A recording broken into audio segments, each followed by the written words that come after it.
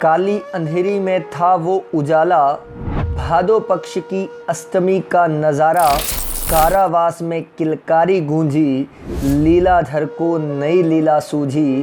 किया वासुदेव को आज़ाद, बरसते पानी में करवाया यमुना पार। खुद यमुना ने चरण स्पर्श कर अपने जीवन का किया उद्धार। माता यशोदा के पुत्र बनकर बढ़ाया जिसने गोकुल का मान। मटकी फोड़कर माखन चोर बन यशोदा माँ की खाई फटकार।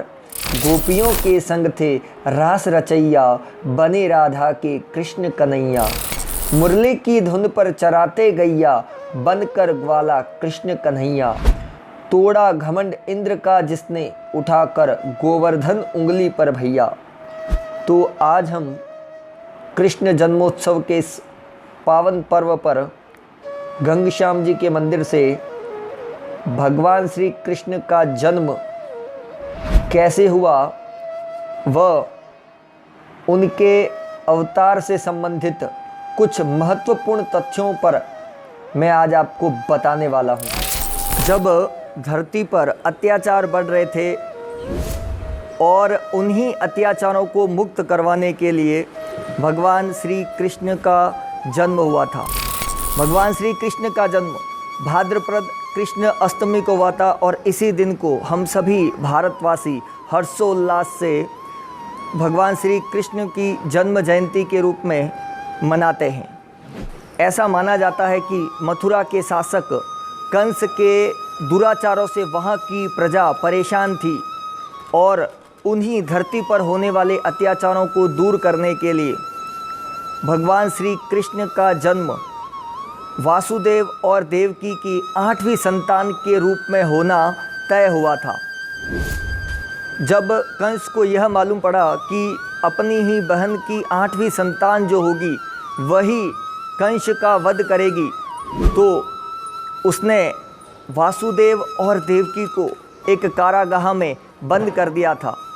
जब पहली संतान हुई तो उसने उस संतान का वध कर दिया। ठीक उसी प्रकार दूसरी, तीसरी और 7 संतानों का लगातार एक मामा ने अपने भांजे का वध कर दिया था।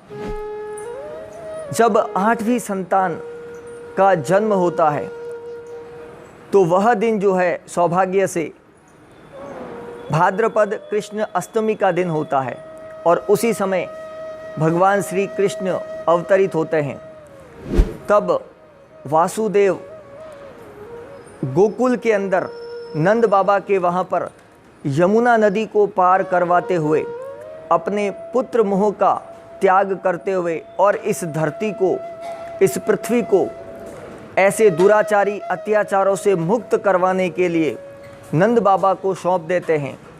और नंद बाबा ने भी अपनी पुत्री को वासुदेव को सौंपा था। तो इसका मतलब ये होता है कि इस धरती को अत्याचारों से मुक्त करवाना है। पुत्र मोह और पुत्री मोह दोनों ही चीज़ें यहाँ पर देखी जा सकती है। तो जब वासुदेव जी भगवान श्री कृष्ण को नंद बाबा के वहाँ जाते हैं तब यमुना नदी खुद उनके दर्शन के लिए आती है। तो इस प्रकार देखा जाए तो दोनों का जन्मदिन एक ही दिन माना गया है। एक तरफ गोकुल के अंदर भगवान श्री कृष्ण का जन्मोत्सव बड़े ही हर्षोल्लास के साथ मनाया जाता है, तो दूसरी तरफ कारागाह के अंदर कंस जो है वह वध करने के लिए आ जाता है। जब वह उस पुत्री को वध करने की कोशिश करता है उसी समय वैष्णवी ये कहती है कि तेरा काल तो गोकुल के अंदर पल रहा है नंद बाबा के यहाँ और वही तेरा वध करेगा और वही इस धरती को दुराचारों से मुक्त करेगा। सामान्यतः यह देखा गया है कि भारतीय त्यौहार जो होते हैं वह शुक्ल पक्ष में मनाए जाते हैं, परंतु भगवान श्री कृष्ण ने अवतरित होकर ये बता दिया कि कृष्ण पक्ष भी शुभ माना जाता है, अर्थात कभी भी कोई भी पक्ष नहीं देखा जाता है, हर दिन शुभ होता है। यह बात भी यहाँ पर हमें सीखने को मिलती है। बोलो कृष्ण कन्हैया लाल की जय।